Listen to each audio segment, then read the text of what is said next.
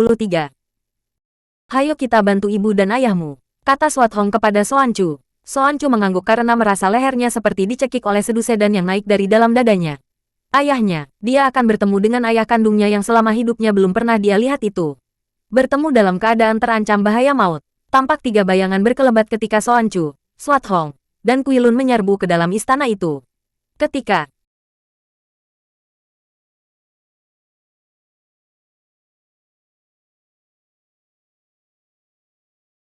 mereka tiba di dalam, ternyata Liu Beiwei dan Ocean Ko telah dikepung ketat dan kini pertempuran telah berpindah ke ruang luar yang lebih lega. Agaknya, agar dapat melakukan perlawanan dengan leluasa dan mendapat kesempatan untuk meloloskan diri, Liu Beiwei dan Ocean Ko telah pindah keluar dari ruangan dalam yang sempit. Dan kini, dengan saling membelakangi, kedua orang itu mengamuk dengan hebat, dikepung ketat oleh para pengawal istana, sedangkan De Quatlin dan Ouyang Chinchu menonton di pinggir. Ketika Swat Hong dan dua orang kawannya masuk, mereka melihat Quatlin berlari pergi ke dalam istananya. Swat Hong maklum bahwa wanita itu tentulah hendak memeriksa simpanan pusakanya, maka dia lalu menyentuh tangan Soan Chu yang sedang bengong memandang kepada laki-laki setengah tua yang mengamuk dengan gagahnya itu, dengan mata merah hampir menangis. Soan Chu sadar dan menengok. Kita kejar dia, dialah yang paling jahat dan berbahaya. Soan Chu mengangguk dan kedua orang gadis berkelebat pergi mengejar Quatlin. Kui Lun sendiri lalu berteriak keras dan meloncat ke depan, menyerbu para pengeroyok. Sepak terjang pemuda tinggi besar ini memang hebat. Tenaganya yang amat kuat itu membuat dia sekali turun tangan merobohkan 4 orang pengeroyok, tentu saja kepungan menjadi buyar dan kacau. Dan ketika mereka membalik untuk mengeroyok Kui Lun, pemuda yang lihai ini lalu merubah tenaga dahsyat tadi dengan pukulan-pukulan Bian Xin Kun. Pukulan kapas yang kelihatannya lemah dan lunak namun setiap kali menyentuh tubuh para pengeroyok tentu membuat dia terguling. Jiwi Lo Xianwei, saya adalah Kui Lun, sahabat baik dari Nona Swat Hong dan Nona Soan Chu. Mereka sedang mengejar si iblis betina, teriak Kui Lun dengan suara nyaring. Liu Beiwei dan Ocean Ko terkejut dan girang sekali, terutama Ocean Ko yang mendengar bahwa puterinya juga datang. Akan tetapi, malang baginya, karena dia terlampau girang hendak melihat wajah puterinya, dia menoleh ke sana kemari mencari-cari. Pauto aku, awas! Tiba-tiba Liu Beiwei berteriak dan wanita ini berusaha untuk menangkis sinar biru dari pedang Ouyang Chinchu. Trang, dotai! Liu Beiwei terlambat dan bergulingan untuk menyelamatkan diri. Sedangkan Ocean Ko terjungkal karena tamparan tangan kiri Ouyang Chinchu mengenai punggungnya. Plak, au! Ocean Ko muntahkan darah segar dari mulutnya. Curang! Kui Lun membentak dan kipas di tangan kiri serta pedang di tangan kanannya menyambar ganas. Namun, dia terlalu lunak bagi Ouyang Chinchu dan sekali tangkis kipas itu robek dan pedangnya hampir terpental. H3TTT, Ocean Ko yang marah sekali menerjang maju dengan tangan terbuka. Melihat serangan ganas ini, Ouyang Chinchu terkejut dan cepat dia meloncat mundur.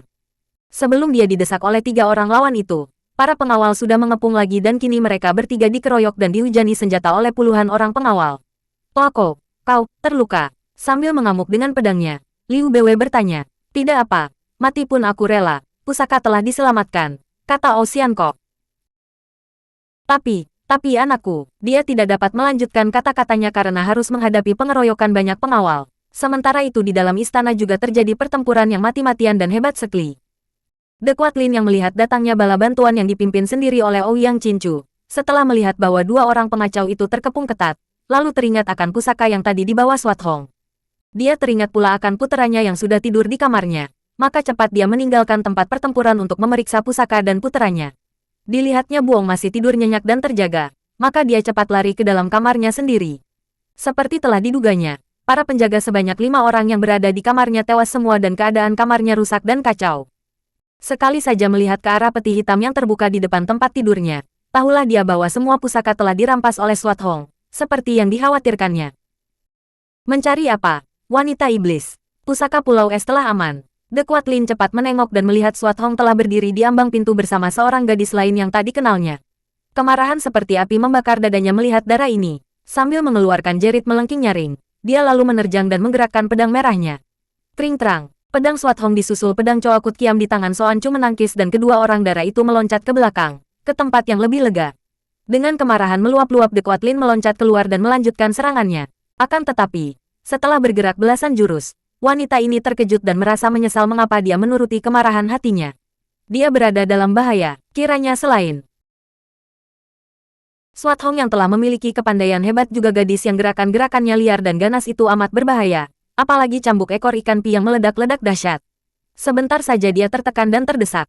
Beberapa kali dia berusaha untuk meloloskan diri. Akan tetapi sambil mengejek Swat Hong selalu menutup jalan keluar dan dia terus digulung oleh sinar dua orang gadis lihai itu. De Quatlin menjadi nekat. Sambil menggigit bibirnya dia menyerang dahsyat kepada Swat Hong, mencurahkan daya serangannya kepada anak tiri yang dibencinya ini. Menghadapi terjangan dahsyat yang bertubi-tubi itu, Swat Hong mundur-mundur juga. Akan tetapi kesempatan baik ini dipergunakan oleh Xian Chu untuk menyerang dari belakang. Cambuk ekor ikan pi meledak dua kali mengancam ubun-ubun kepala De Quatlin. Dan ketika wanita ini mengelak ke samping sambil melanjutkan serangan pedangnya kepada Swat Hong, Xuan Chu menusukkan pedangnya mengarah lambung Quatlin. Sing, krat, aih. Quatlin terkejut karena biarpun dia telah mengelak, tetap saja pedang Coakut Kiam pedang tulang ular itu melukai lambungnya, merobek kulit dan mendatangkan rasa nyeri dan panas dan perih sekali. Akan tetapi, wanita yang lihai ini sudah membalik sambil juga membalikan pedangnya menyambar leher Xuan Chu. Hal ini tidak disangka-sangka oleh gadis pulau neraka ini. Awas Xuan Chu, Swat Hong berseru dan pedangnya menyambar. Yang diarah adalah lengan kanan Quatlin karena hanya dengan jalan itulah dia dapat menolong Xuan Chu. Bret, krok, au. Xuan Chu terhuyung. Pundaknya berlumuran darah karena terluka parah. Sedangkan Quatlin cepat memindahkan pedang ke tangan kirinya karena lengan kanannya juga terluka parah. Terbacok di bagian bahu. Hampir putus. Dengan kemarahan meluap-luap dia menubruk Swat Hong. Namun gadis pulau es ini mengelak ke kiri sambil mengangkat kaki menendang lutut. Duk, aduh, Quatlin terbelalak ketika tahu-tahu pedang Coakut Kiam telah bersarang di perutnya. Kiranya ketika tadi Swat Hong menendangnya Xuan Chu yang terluka dengan kemarahan meluap menubruk, maka begitu wanita itu terguling, pedangnya cepat menyambar dan menusuk perut Quatlin. Berdebah kau, tiba-tiba pedang di tangan Quatlin meluncur. Xuan Chu, awas, Swat Hong berteriak kaget namun terlambat. Pedang yang terlempar dari jarak dekat dan tak terduga-duga itu dilakukan dengan dorongan tenaga terakhir, tak dapat dielakkan dengan baik oleh Xuan Chu dan menakep di bawah pundak sampai dalam. Xuan Chu, Swat Hong melompat dan pedangnya membabat. Quatlin memekik dan lehernya hampir putus. Dengan cepat Swat Hong memeluk tubuh Xuan Chu yang tersenyum. Pergilah, aku tak berguna lagi, katanya. Omong kosong, Swat Hong menghardik, mencabut pedang Ang Bwe Kiam dari pundak Xuan Chu. Xuan Chu menjerit dan pingsan. Dengan gemas Swat Hong melempar pedang itu memondong tubuh Xuan Chu, dibawanya keluar. Betapa kagetnya ketika ia tiba di ruangan luar. Pertempuran yang masih berlangsung hebat itu ternyata membuat pihak ibunya terdesak. Bahkan ibunya kelihatan terluka di beberapa tempat. Juga ayah Xuan Chu, yang mengamuk dengan gagah telah berlumuran darah seluruh tubuhnya. Kuilun juga masih mengamuk, dan hanya pemuda inilah yang belum terluka, karena Ouyang Cincu menunjukkan serangan-serangannya kepada Liu Bewe dan Ocean Kok, karena menganggap ringan kepada Kuilun. Ibu, dengan kemarahan meluap-luap, Swat Hong meloncat, melampau para pengepung dan menurunkan tubuh Xuan Chu ke atas lantai. Lalu gadis ini mengamuk dengan pedangnya, merobohkan beberapa orang pengawal. Gerakannya demikian hebat sehingga para pengepung terkejut dan gentar, bergerak mundur. Ibu, ayah, Ocean Kok menghentikan amukannya dan menjatuhkan diri berlutut. Tadi dia mengira bahwa puterinya telah tewas, maka panggilan itu menggetarkan jantungnya dan membuat dia lemas. Kau Xuan Chu, ayah, Xuan Chu menangis dalam rangkulan ayahnya yang juga bercucuran air mata. Baru pertama kali Ocean Kok dapat mencucurkan air mata. Wood, terang, dua batang golok terpental oleh tangkisan Ocean Kok tanpa menoleh karena dia sedang mendekat dan menciumi dahi puterinya. Ayah, aku puas dapat bertemu denganmu. Xuan Chu, anakku, kau ampunkan dosa ayahmu. Ocean Kok berkata dengan suara terisak. Terang-terang, des, dua orang pengawal yang berani menyerang roboh oleh tangkisan pedang Ocean Kok dan mencuatnya kaki Xuan Chu yang menendang. Jangan kau keluarkan tenaga, kata Ocean Kok melihat betapa tendangan tadi membuat napas Xuan Chu memburu. Ayah, aku tidak kuat lagi. Kau larilah, ayah. Xuan Chu. Xian Kok meraung-raung ketika menyaksikan dengan mata sendiri betapa puterinya yang baru dilihatnya selama hidup puterinya itu, menghembuskan napas di dalam dekapnya, dengan bibir tersenyum. Laki-laki gagah perkasa itu masih terus meraung-raung, dengan air mata bercucuran ketika dia telah membaringkan tubuh puterinya ke atas lantai kemudian dia mengamuk seperti seekor naga, menyebar maut di antara pengeroyoknya. Hujan senjata tidak dirasakannya lagi pedangnya sampai menjadi merah dari ujung sampai ke gagang, bahkan sampai ke lengannya.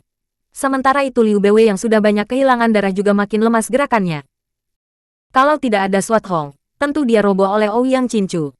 Untung bagi mereka agaknya kakek yang sudah menjadi kosu ini hanya setengah hati saja bertempur. Seringkali dia sengaja mundur dan membiarkan anak buah pengawal yang mengeroyok. Hal ini karena dia sebetulnya tidak begitu suka kepada De Quatlin yang dianggapnya berbahaya. Pula, setelah sekarang dia telah memperoleh kedudukan tinggi, dia tidak membutuhkan kerja sama dengan De Quatlin. Selain itu, juga dia ingin menghindarkan sedapat mungkin permusuhan dengan orang-orang lihai, apalagi keluarga dari Pulau Es. Suat Hong, cepat kau pergi. Tidak, ibu, kalau tidak, kau akan mati. Mati bersamamu merupakan kebahagiaan, ibu. Hush, anak bodoh, kalau begitu siapa yang akan mengembalikan pusaka? Kau ingat pesan ayahmu, tapi, ibu, kalau kau membantah dan sampai tewas di sini, ibumu tidak akan dapat mati dengan mata meram.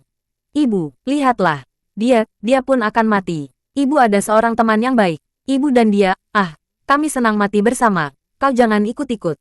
Mendengarkan ucapan ini, Suat Hong terkejut sekali dengan menengok ke arah Ocean Ko yang mengerikan keadaannya itu. Mengertilah dia bahwa ibunya dan laki-laki perkasa itu telah saling jatuh cinta. Jantungnya seperti ditusuk, teringat dia akan kesalahan ayahnya terhadap ibunya. Ibunya tidak bersalah, sudah sepantasnya menjatuhkan hati kepada pria lain karena disakiti hatinya oleh suami yang tergila-gila kepada wanita lain. Ibu, pergilah, dan ajak pemuda gagah itu. Sambil bercucuran air mata, Suat Hong mengamuk, memutar pedangnya dan mendekati Kui Lun yang juga masih mengamuk. Toako, hayo kita pergi. Ibumu, Soan Chu, ayahnya, ayolah, baik, mereka berdua membuka jalan darah, akhirnya berhasil meloncat keluar.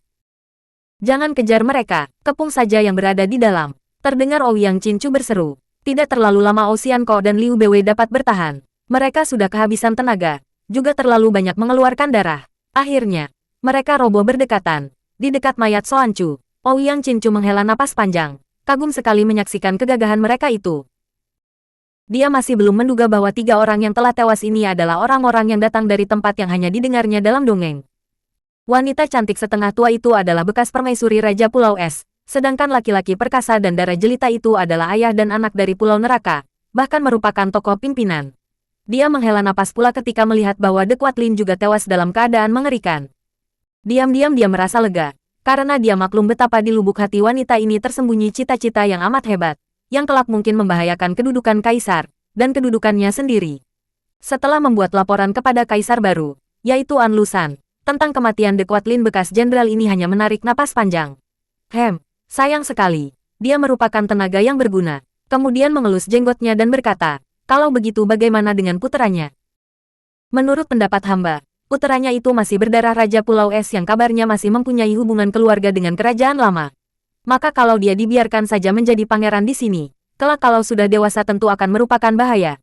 An Lusan mengangguk-angguk. Abis bagaimana pendapatmu? Kosu yang merupakan penasehat utama itu mengerutkan alisnya yang bercampur uban, lalu berkata, mereka itu datang dari Rawa Bangkai. Biarlah dia hamba bawa kembali ke sana, diberi kedudukan sebagai penguasa di Rawa Bangkai dan daerahnya. Anak kecil itu tidak tahu apa-apa, asal diberi kedudukan di sana mengepalai bekas anak buah ibunya dan Kiam Mo Kaili, tentu kelak akan senang hatinya. Baiklah, dibereskan, urusan ini kuserahkan kepadamu untuk. Demikianlah, setelah penguburan jenazah ibunya selesai, Han Buong yang masih kecil itu menurut saja ketika oleh Ouyang Chinchu diberitahu bahwa dia oleh kaisar, diangkat, menjadi, raja muda, yang berkuasa di Rawa Bangkai, di mana telah dibangun sebuah gedung mewah lengkap dengan semua pelayan dan perabot. Di tempat ini, Han Buong hidup cukup mewah, akan tetapi anak ini memang mempunyai kecerdikan yang luar biasa. Biarpun dia dicukupi hidupnya, diam-diam dia mengerti bahwa dia sengaja setengah, dibuang, oleh Kaisar dan Ouyang Chinchu setelah ibunya tewas. Maka dia mencatat di dalam hatinya bahwa selain Suat Hong dan Kui Lun yang menjadi musuh besarnya, juga Ouyang Chinchu sebetulnya bukanlah seorang sahabat yang setia dari ibunya. Anak kecil ini dengan rajin lalu melatih dirinya dengan ilmu-ilmu peninggalan ibunya yang masih ada padanya. Dia harus menggembleng dirinya dan kelak, selain dia harus membalas kepada musuh-musuhnya, juga dia akan berusaha untuk merampas kembali pusaka-pusaka Pulau Es yang dicuri oleh Suat Hong. Dia merasa bahwa dia berhak memiliki pusaka itu karena bukankah dia putra Raja Pulau Es.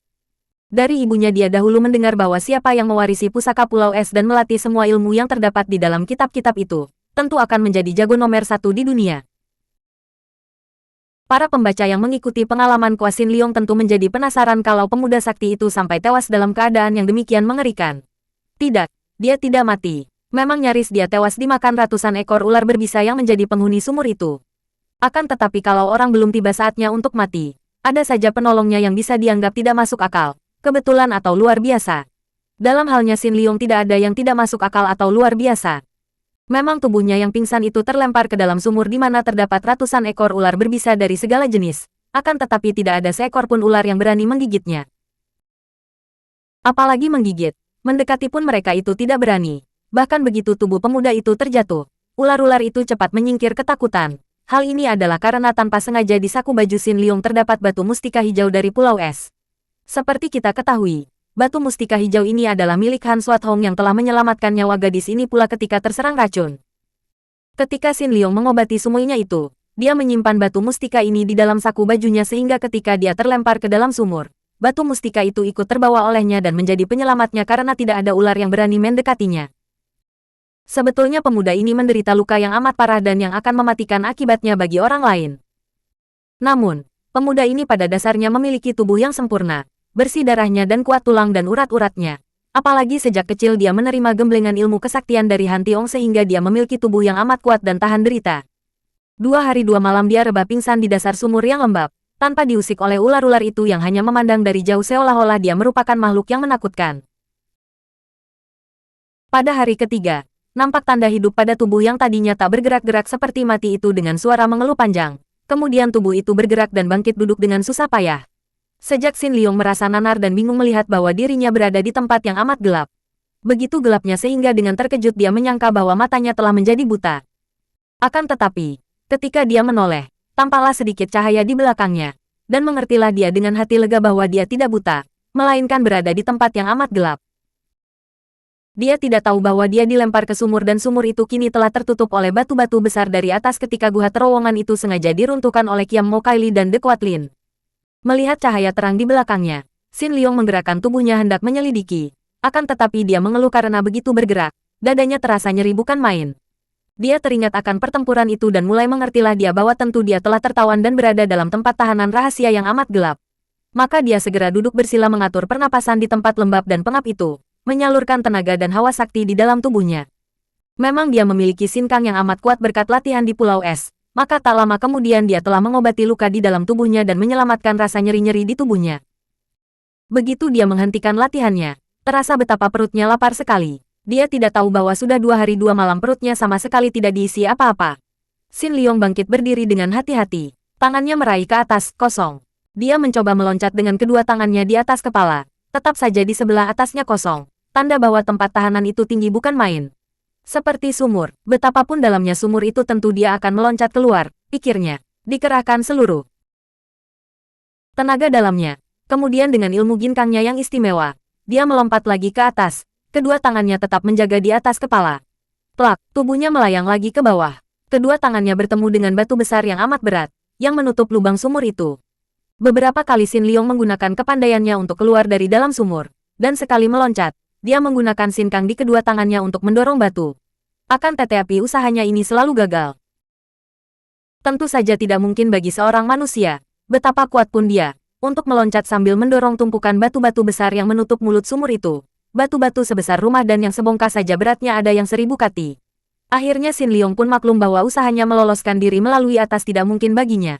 Maka dia mulai meraba-raba di sekelilingnya. Sumur itu tidak berapa lebar, paling banyak bergaris setengah 3 meter. Ketika dia mendengar suara mendesis-desis dan mencium bau amis, tahulah dia bahwa di tempat itu terdapat banyak ular berbisa. Kemudian tampak olehnya melalui cahaya redup tadi bahwa di bagian bawah terdapat sebuah lubang dan agaknya dari tempat itulah ular-ular keluar dari sumur. Begitu dia mendekati lubang ini, tampak olehnya ekor ular berkelebat di dalam cahaya remang-remang itu, menjauhkan diri. Dia merasa heran mengapa binatang-binatang itu tidak mengganggunya ketika dia pingsan dan kini kelihatan takut kalau didekatinya. Dia teringat, meraba saku bajunya dan tersenyum mengeluarkan batu hijau yang mengeluarkan sinar di dalam gelap itu. Inilah penolongku, pikirnya, hatinya menjadi makin tenang. Dengan adanya batu mustika hijau ini, tidak perlu takut menghadapi binatang berbisa apapun. Akan tetapi, melihat batu mustika itu, teringatlah dia kepada Swathong dan dia merasa khawatir juga. Musuh demikian lihai, dia sendiri kena ditangkap dan agaknya dilempar ke sumur ini. Bagaimana nasib Swathong? Dia harus cepat keluar dari tempat ini untuk menolong Swathong. Kekhawatirannya terhadap sumuinya itu membuat dia makin bersemangat mencari jalan keluar. Lubang dari mana ular-ular itu keluar dari sumur terlalu sempit untuk dapat diterobos. Maka Xin Liong lalu menggunakan kedua tangannya untuk membongkar batu di lubang itu, memperlebar lubang dengan jalan memukul pecah batu-batu di sekelilingnya. Tidak mudah pekerjaan ini, karena selain tubuhnya masih lemah, juga batu-batu di tempat itu amat keras dan hanya dapat digempurnya sedikit demi sedikit. Namun akhirnya dapat juga dia memperlebar lubang itu sehingga dia dapat merangkak melalui lubang sambil terus menggempur lubang di depan yang merupakan terowongan panjang. Melihat betapa makin lama cahayanya dari seberang terowongan kecil itu makin terang, hati Xin Ling membesar.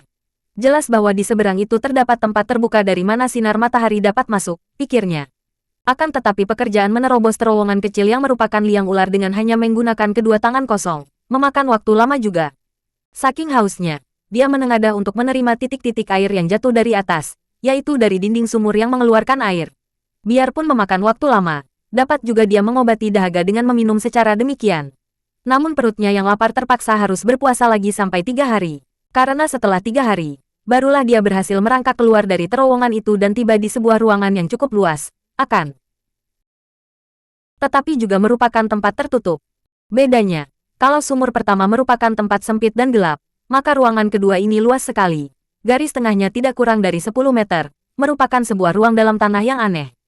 Di sebelah atas, jauh dan tinggi sekali, tertutup oleh tanah atau batu dan ada celah-celah yang merupakan retakan batu-batu dari mana sinar matahari dapat menerobos masuk.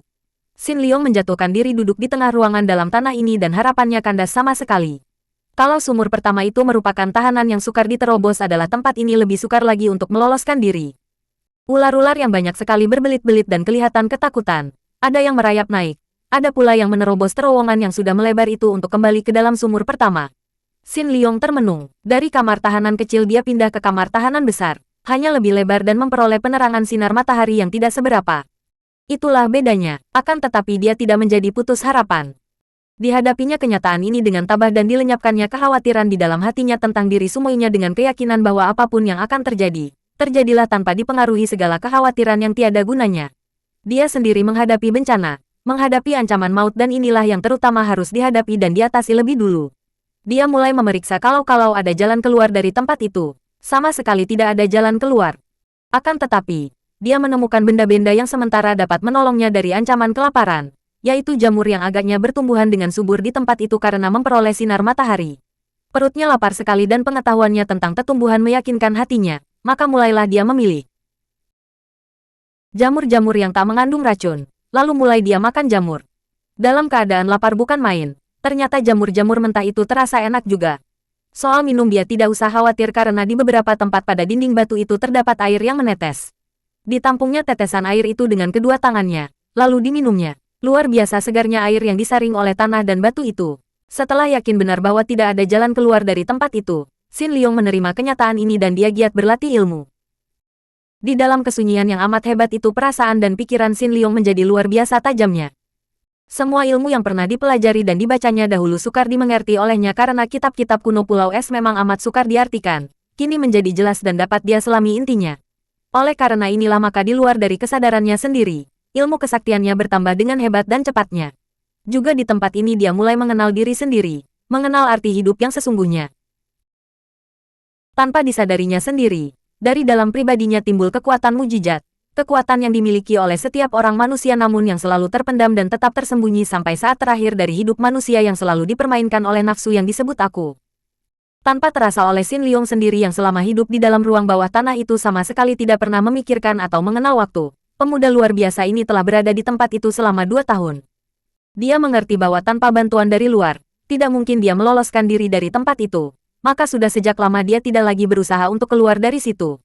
Selama itu, yang menjadi teman-temannya hanyalah ular-ular berbisa. Ternyata oleh pemuda itu bahwa binatang berbisa seperti ular pun mengenal siapa lawan siapa kawan. Karena selama itu dia tidak pernah mengganggu mereka, ular-ular itu pun jinak dan sama sekali tidak pernah menyerangnya, biarpun dia menjauhkan batu mustika hijau dari tubuhnya.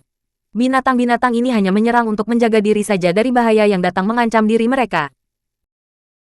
Juga tanpa disadari sendiri oleh Xin Liong, tubuhnya yang setiap hari hanya dihidupkan oleh sari jamur yang bermacam-macam itu, pertumbuhannya sama sekali berlainan dengan manusia biasa. Makanan amat mempengaruhi tubuh dan sari jamu yang dimakannya selama 2 tahun itu mendatangkan kepekaan luar biasa, dan kepekaan tubuh ini pun mempengaruhi pula pertumbuhan batinnya.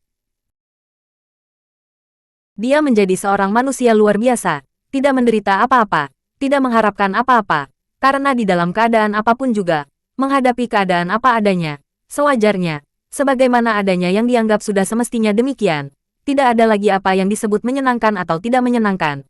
Tidak ada lagi yang disebut senang atau susah, tidak ada lagi puas atau kecewa. Dalam keadaan seperti itu, tubuh sehat dan batin tenang, Yang ada hanyalah rasa sukaria yang sukar dilukiskan karena sama sekali tidak ada sangkut pautnya dengan kesukaan atau kegembiraan yang dapat dicari. Suatu nikmat yang bukan datang dari gairah nafsu atau kesenangan, nikmat hidup yang datang tanpa dicari, yang terasa hanya setelah batin bebas dari segala ikatan, seperti batin Xin Liong di waktu itu. Pada suatu hari, di sebelah atas dari tempat rahasia ini, terjadilah kesibukan besar.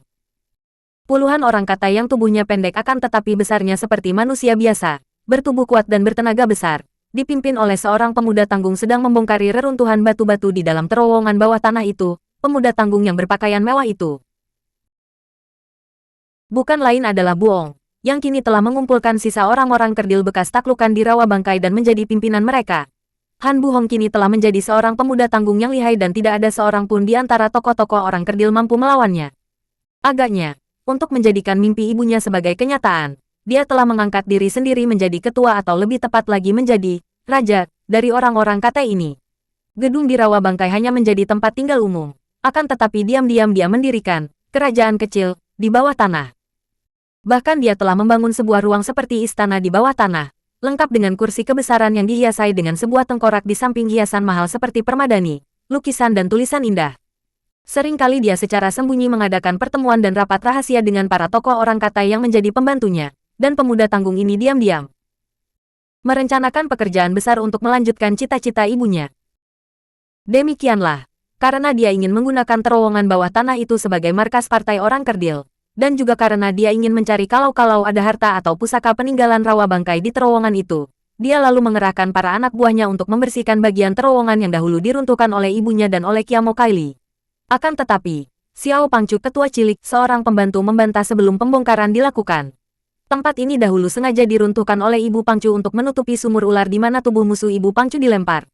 Karena musuh itu lihai bukan main, maka Ibu Pangcu bersama Kiamo Kaili dan Ouyang Chinchu memutuskan untuk menutup saja tempat ini agar pemuda sakti itu tidak mampu hidup kembali.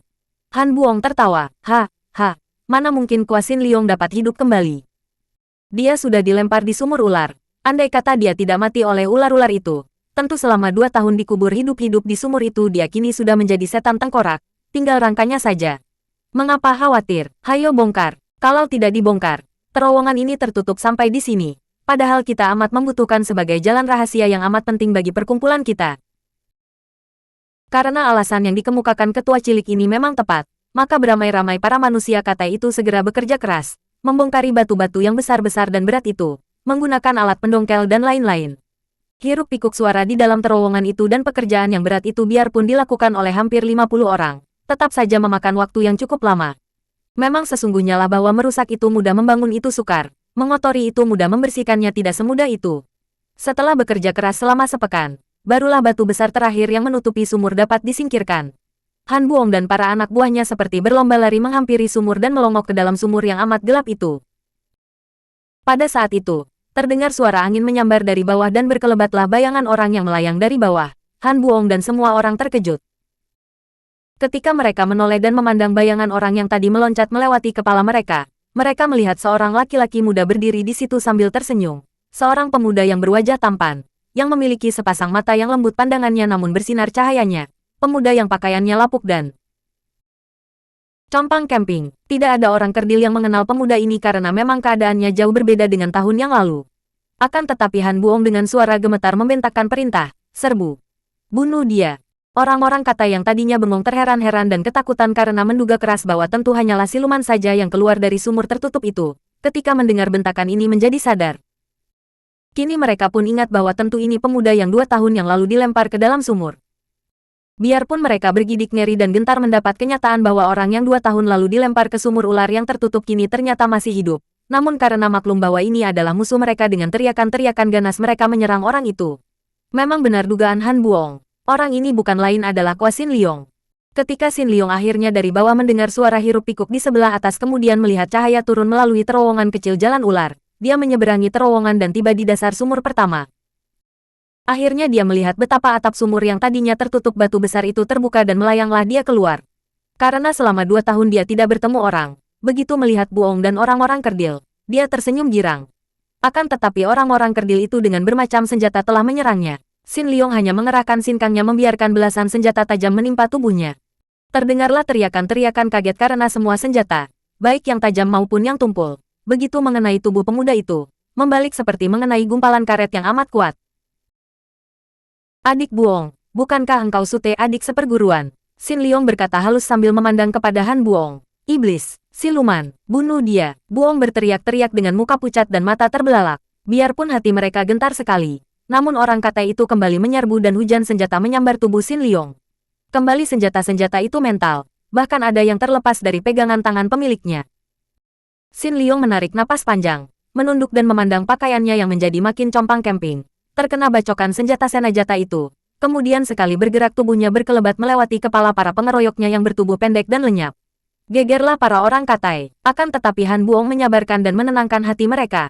Dia merasa yakin bahwa betapapun lihainya Xin Liong, pemuda itu agaknya tidak akan mengganggunya. Maka dia melanjutkan rencananya dan melakukan perundingan dengan para anak buahnya.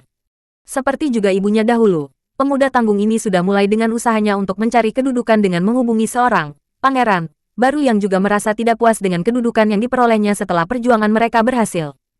Pangeran ini dahulunya adalah seorang pemberontak rakyat petani yang bergabung dengan Anlusan, bernama Si Subeng yang kini dianugerahi pangkat pangeran oleh Anlusan.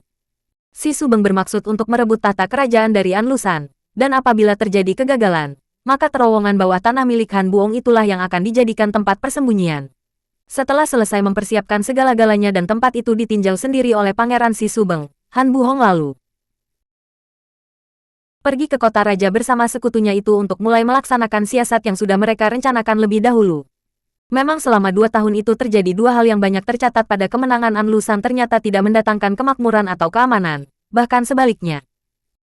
Selain kaisar yang telah melarikan diri ke Sichuan dan menyerahkan tahta kerajaan kepada puteranya itu kini menyusun kekuatan di barat untuk menyerbu dan merampas kembali kota raja, juga di dalam istana pemerintah baru sendiri terjadi pertentangan dan perebutan kekuasaan. Semua ini terjadi karena memang sesungguhnya para pemimpin pemberontak yang dahulu memberontak terhadap pemerintah dengan dalih, demi rakyat, atau demi keadilan, demi kebenaran, demi negara dan lain istilah muluk-muluk lagi itu sesungguhnya hanyalah berjuang demi dirinya sendiri saja. Semua istilah itu tak lain tak bukan hanyalah untuk dijadikan modal perjuangannya untuk mencari kedudukan dan kemuliaan bagi diri sendiri. Hal ini sudah terlalu sering terjadi di dunia, berulang-ulang, namun sampai sekarang rakyat di seluruh dunia tetap bodoh. Mau saja diperalat dan dicatut namanya oleh orang-orang yang berambisi untuk diri pribadi. Betapa banyaknya bukti akan kepalsuan ini dapat dilihat dalam sejarah di negara manapun di dunia ini. Sekelompok orang berambisi untuk keuntungan mereka sendiri, dengan siasat cerdik menggunakan nama rakyat untuk mencapai tujuan mereka, kalau perlu mereka mengorbankan rakyat. Rakyat sudah cukup puas memperoleh gelar pahlawan, kalau sampai tewas dalam perjuangan yang sebenarnya adalah menyalahgunakan demi keuntungan kelompok yang mempergunakan mereka itu, dalam sejarah. Inilah sebabnya maka jika perjuangan telah berhasil, jika para kelompok pimpinan yang berambisi sudah memperoleh apa yang mereka kejar-kejar, maka rakyat pun dilupakan sudah, bukan sengaja dilupakan, melainkan karena mereka yang sudah berhasil merampas kedudukan itu pun harus menghadapi lawan atau saingan yang juga ingin merebut kedudukan itu. Rakyat adalah orang yang berada di bawah, dan yang terinjak memang selalu yang berada di bawah, yang berada di atas tidak akan terinjak, akan tetapi mereka itu saling berebutan di antara mereka sendiri, memperebutkan kedudukan yang lebih enak dan empuk daripada kedudukan yang telah dimilikinya.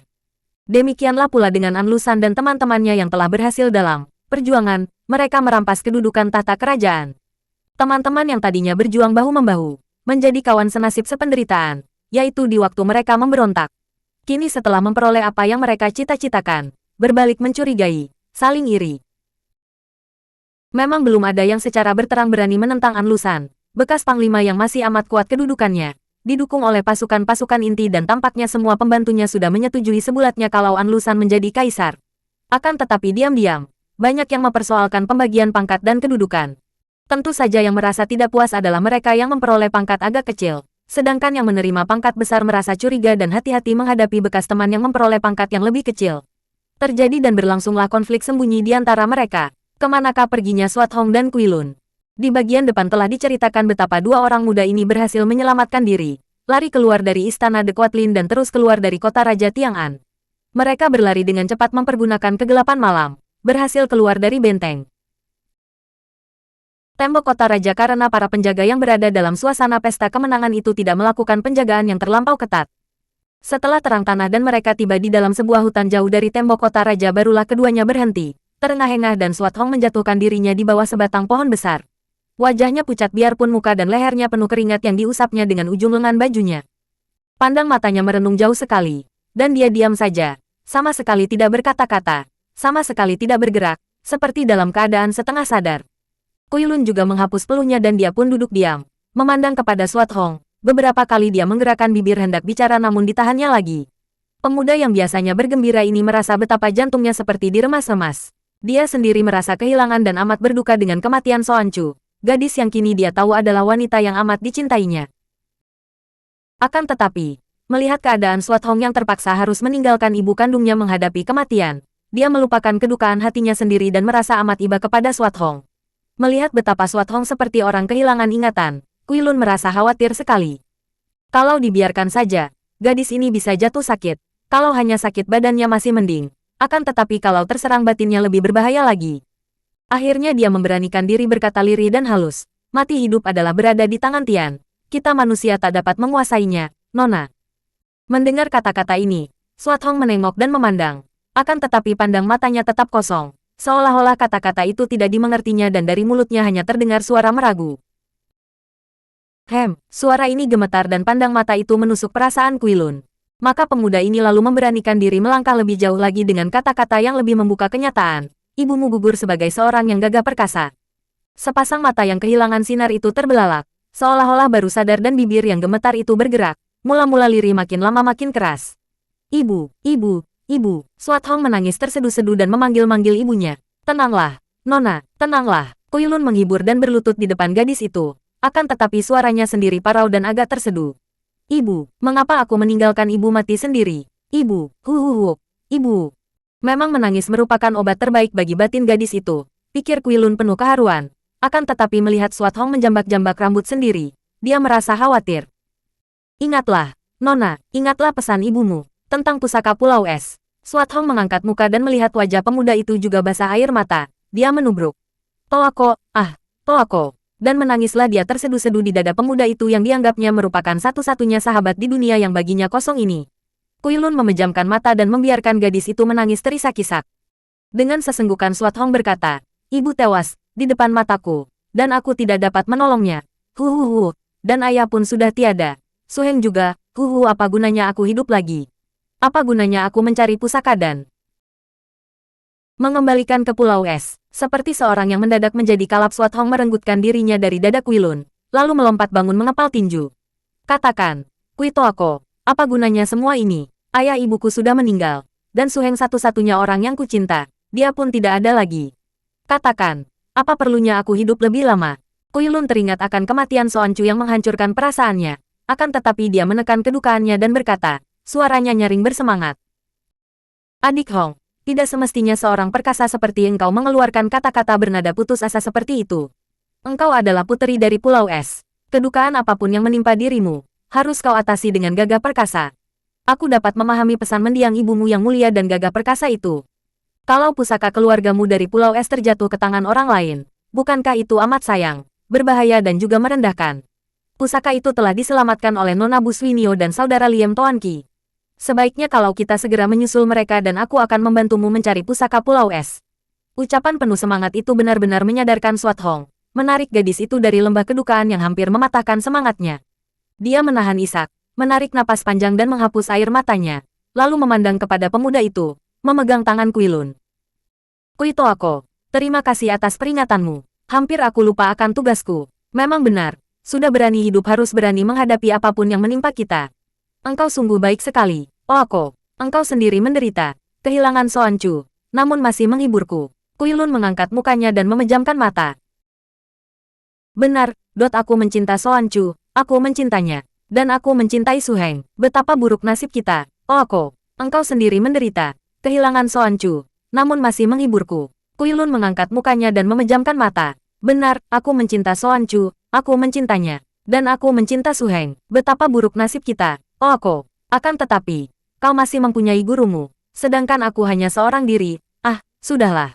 Aku akan pergi, Oako. Semoga engkau akan dapat menemukan kebahagiaan dalam hidupmu. Engkau baik sekali dan terima kasih. Swat Hong berkelebat dan meloncat pergi. Nanti dulu, Hong Moi. Biarlah aku membantumu.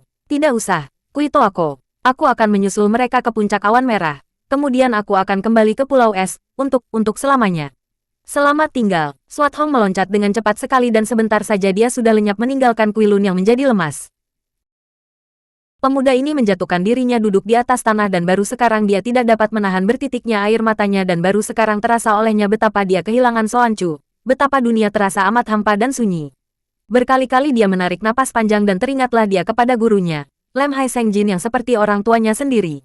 Dia harus kembali ke Pulau Kura-Kura di Lem Hai dan terbayang olehnya betapa suhunya itu akan terheran mendengar semua pengalamannya dengan keluarga Pulau Es.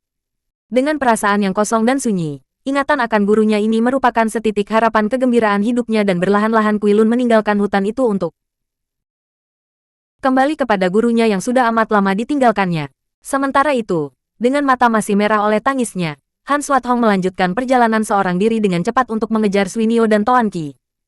Kalau dia dapat menyusul mereka dan minta kembali pusaka Pulau Es, dia dapat langsung kembali ke Pulau Es dan selanjutnya, entah, dia sendiri tidak tahu apakah dia ada niat untuk kembali ke daratan besar.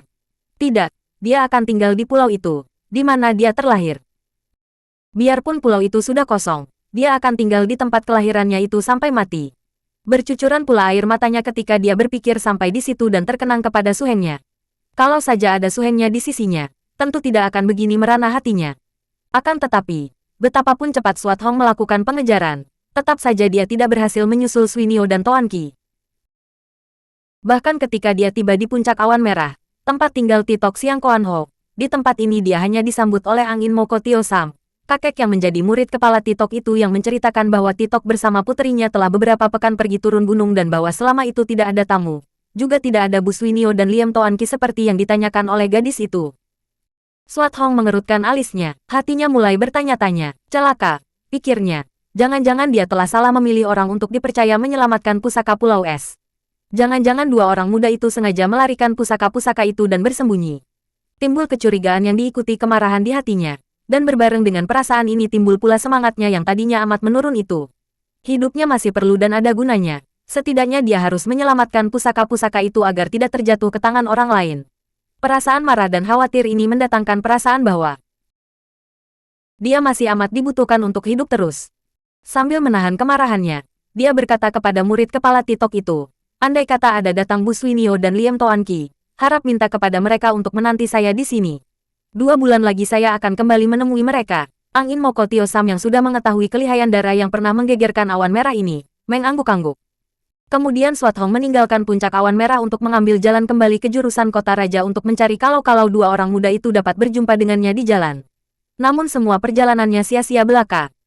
2 bulan kemudian, kembali dia tiba di puncak awan merah dan untuk kedua kalinya Angin Moko, iblis tua awan merah, menyatakan penyesalannya bahwa 2 orang muda yang dicari itu belum juga datang. Bahkan gurunya juga belum pulang. Saya malah merasa gelisah juga memikirkan suhu, kata kakek itu. Keadaan di mana-mana sedang ribut dengan perang. Akan tetapi suhu pergi begitu lamanya belum juga pulang. Swat Hong menahan kemarahannya. Tidak salah lagi, pikirnya. Bu Swinio dan Liam Toan Qi tentu berlaku hianat, menginginkan pusaka-pusaka itu untuk diri mereka sendiri. Aku harus mencari mereka dan selain merampas kembali pusaka, juga akan kuhajar mereka. Dia berpamit lalu pergi lagi. Di sepanjang jalan dia memaki-maki Bu Swinio yang dipercaya. Dasar murid iblis betina itu, gerutunya. Gurunya sudah mati, kini muridnya yang menyusahkan aku. Mulailah Swat Hong mencari-cari kedua orang itu tanpa hasil. Sampai 2 tahun dia berkelana mencari-cari kedua orang muda itu namun anehnya, tidak ada seorang pun manusia yang tahu akan mereka. Akhirnya timbul pikirannya bahwa sangat boleh jadi Bu Swinio dan Liam Toan Qi yang tadinya adalah anak buah An Lusan yang kini membalik dan berkhianat itu takut kepada pembalasan pemerintah baru dan telah lari mengungsi ke barat, ke Sichuan. Sangat boleh jadi, pikiran ini membuat dia mengambil keputusan dan berangkatlah dia ke Sichuan. Sambil mencari pusaka, dia pun ingin membantu kaisar yang kabarnya sedang menyusun kekuatan untuk menyerang dan merebut kembali tahta kerajaan.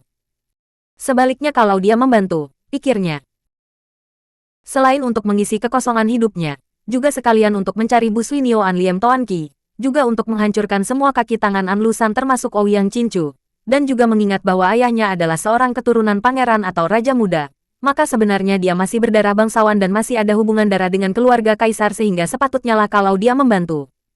Sementara itu, di ibu kota yang telah diduduki An Lusan, di dalam istana di mana An Lusan mengangkat diri sendiri menjadi raja, terjadilah hal-hal yang hebat.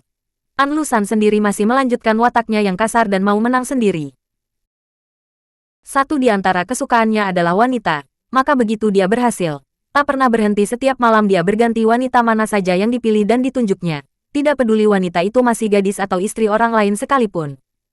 Pada suatu malam, dalam keadaan mabok dan sedang gembiranya, An Lusan lupa diri dan dalam keadaan setengah sadar dia memasuki kamar mantu perempuannya yang sudah lama sekali dia rindukan secara diam-diam.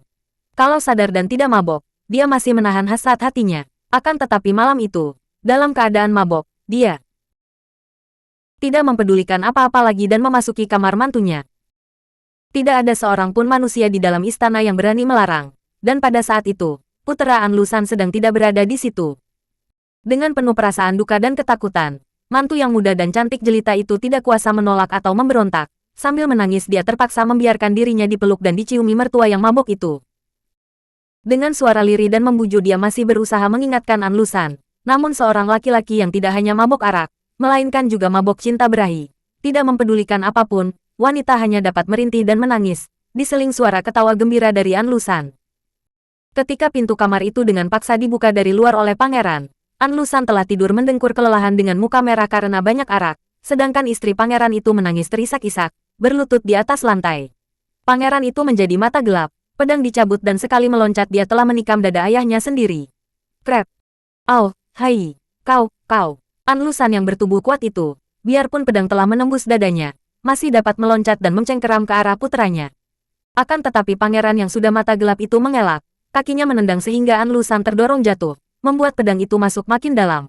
Dia berkelojotan dan tak bergerak lagi. Tangkap pembunuh. Teriakan ini keluar dari mulut si Subeng yang bersama dengan Han Buong sudah lari ke dalam kamar.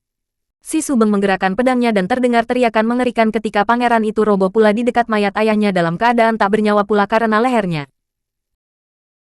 hampir putus terbabat pedang pangeran si Subeng. Gegerlah seluruh istana. Rapat kilat diadakan dan si Subeng yang dianggap membela kaisar itu mempergunakan kesempatan ini untuk merampas kedudukan kaisar.